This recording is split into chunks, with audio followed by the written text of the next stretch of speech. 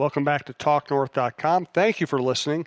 If you can, please download before you listen. It helps our business. I'd also like to thank our producer, Brandon Morton, and let you know if you'd like to sponsor this program or any of the programs on the network, you can reach me at jsouhan47@gmail.com.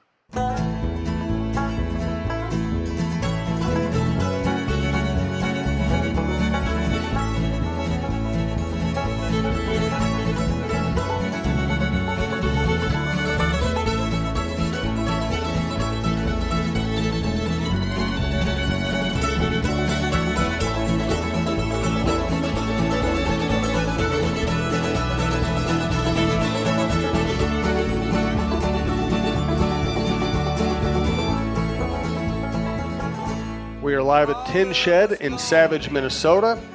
This is the Russo-Souhan show. He's Michael Russo, of course, the star of the show. My wife made it out to this show, so it's fun having Vicky's. Vicky saved her seat, and Vicky's cheering for her because Vicky's wanted to see her for a long time.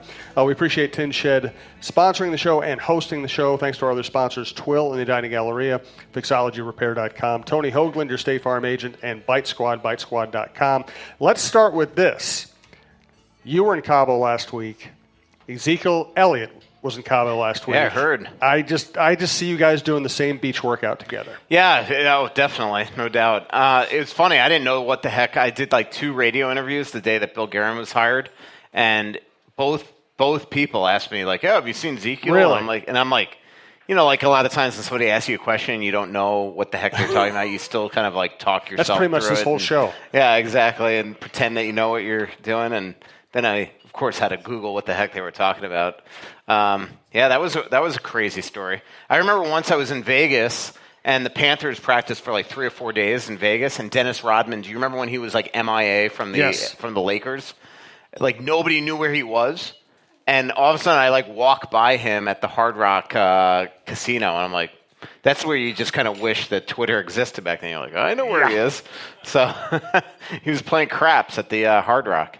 And he was like missing from the LA Lakers. It's funny you say that too, because it's so true. People cannot get away with anything these days. No, nothing. Absolutely. Especially nothing. you. Yeah. Well, yesterday, I mean, perfect example. The first thing I did this morning was I texted Zach Parisi to ask how his meeting at Starbucks last night with Bill Guerin went. And the only reason why I knew is because a mutual friend sent me a picture of her with Parisi that Guerin took at the Starbucks in Edina.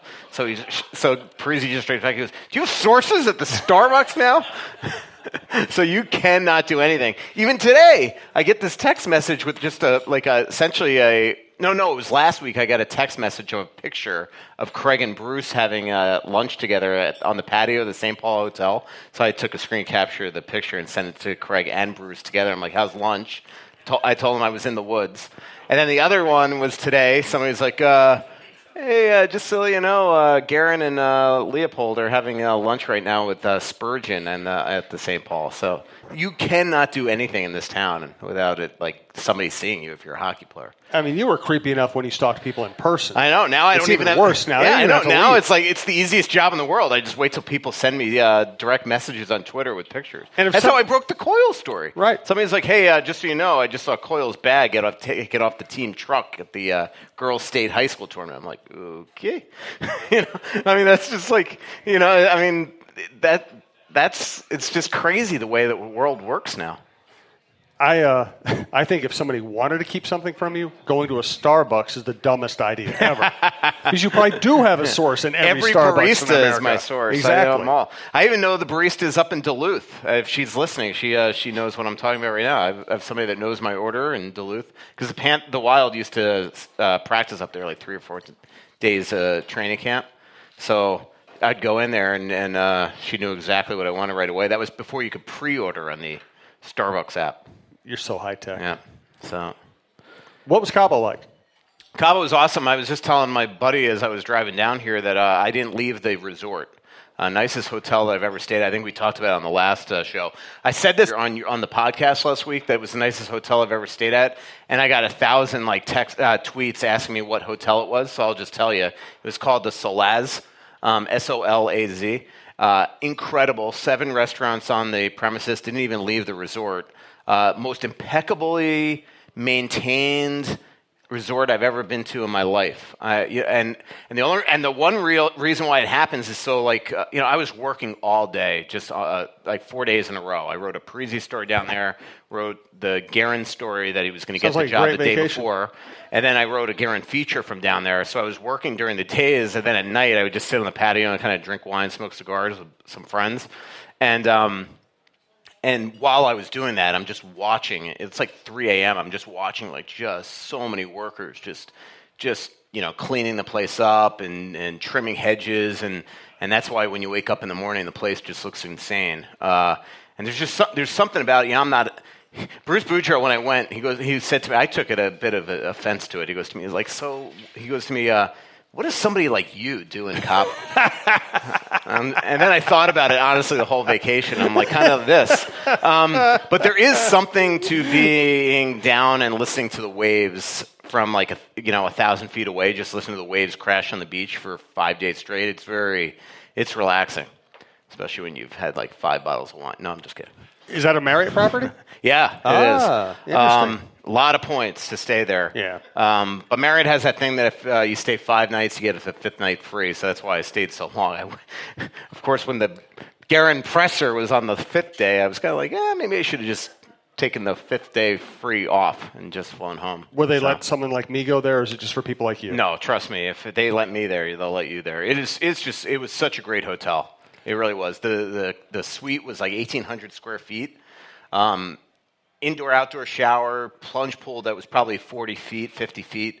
Not that I took advantage of that.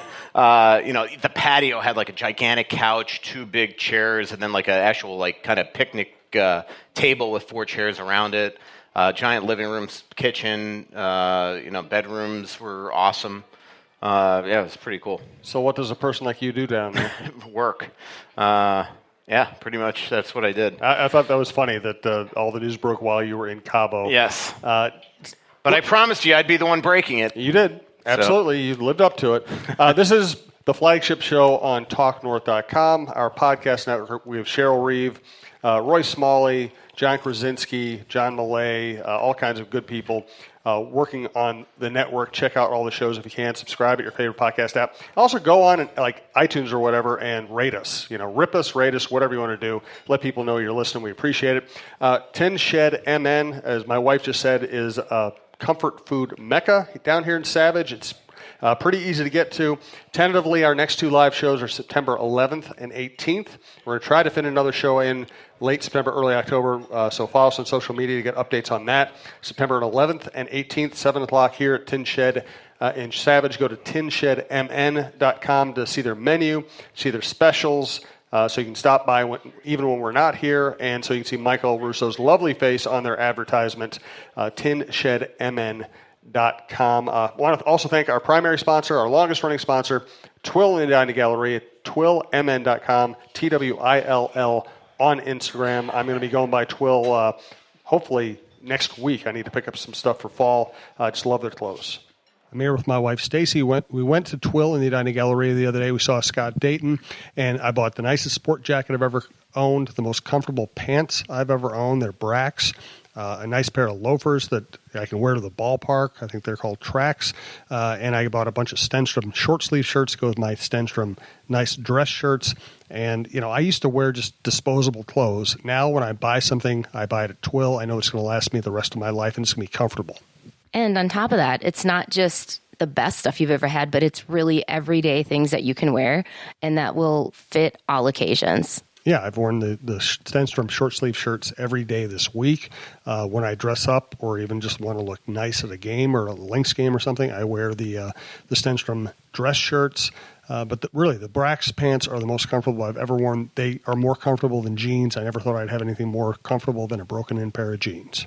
And he keeps saying that, Scott, so thank you very much. Twill in the Dining Galleria, twillmn.com, Twill on Instagram. All right, let's start. You should have had Stacy do a live read. We could do that, actually. Yeah. She's not exactly intimidated by the setting here. She would not have any trouble with that. So, Bill Guerin. Yeah.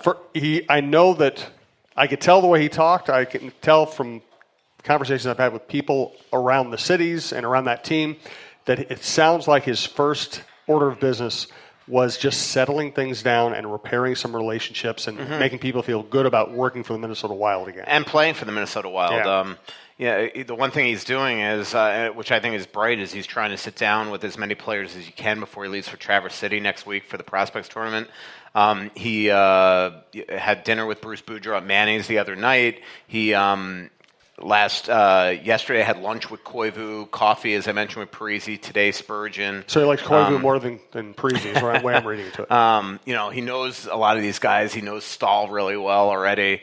I think that's a good thing.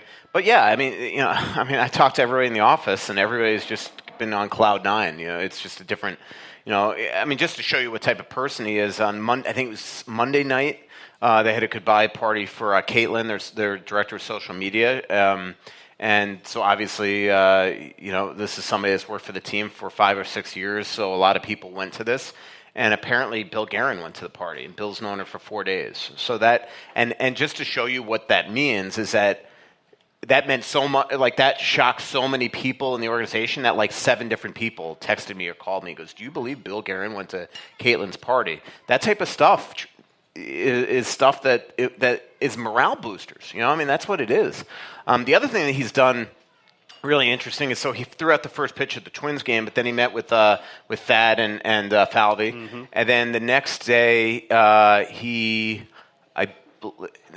might not have been the next day, but one of the days, just a couple days ago, he went down to the Vikings and met up with Zimmer and Spielman. He's trying to meet it up with the United and the Wolves right now as well, to try to meet his colleagues around town, but find out how other teams operate, their analytics department, their front office, and the way they scout and things like that. And look, everybody's done that. Paul Fenton's done that, Bruce Boudreau's done that, Mike Yo's done that, Chuck Fletcher's done that, Chuck and Rick Spielman were like best buddies. But I think for him to do that right off the hop also shows that he wants to, one, have good relations with the other team in town, but he's somebody that's trying to learn. That's the one thing when I ran into him yesterday at Braemar. The one thing he said about his dinner with Bruce Boudreau was it was just him being kind of a sponge. He's like, people look at me as like his boss, but Bruce has been doing this for a heck of a lot longer than I have.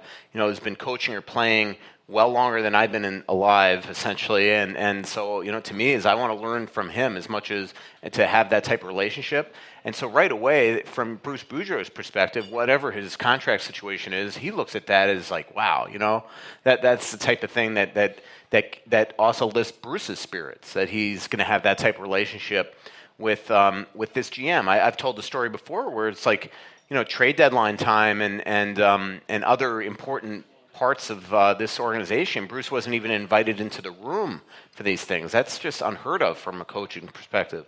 And so I think that this is going to be, at least off the hop, a really good relationship. Now, we'll wait till November 1 and see what the record is, and things might very well change. But as of right now, Billy's definitely doing the right things, probably to just develop relationships in the organization. By the way, we do have a jar up here. You can enter to win 2 tickets to an upcoming Wild game provided by Brian from Tin Shed. Feel free to come up. If anybody needs a business card from our network, it's right there, just in case. And, one thing I wrote about after talking to Leopold after the press conference, and talking to a couple other people, in some ways, this is a pretty good entry for a first-time GM. He's not expected to make any dramatic moves. He's not expected to overhaul the roster. He gets a grace period to take a look at this team. Yeah, a legit honeymoon period, because there's just not much that he can do. Even though there are a ton of, the one big thing is there are a ton of restricted free agents available. Brock, not available. That's the wrong word. Unsigned. Right. Not just Kevin Fiala here, but Brock Besser, Mikko Rantanen, Matt Tkachuk, Patrick Laine, Kyle Connor, Mitch Marner, Zach Werenski, Braden Point, Julius Honka down in Dallas, Charlie McAvoy. It's great. I've never seen this. It does seem like there's almost like a collusion on the part of the owners to just stand pat here. Like I know with like Brock Besser, there was a conversation yesterday with Jim Benning and his agent, and they're farther apart today than they were yesterday, type thing. So there's a lot of guys available. So potentially, Billy could at least try to hit a home run early. Very, very unlikely though that would happen. That you'd be able to pull off a move this early in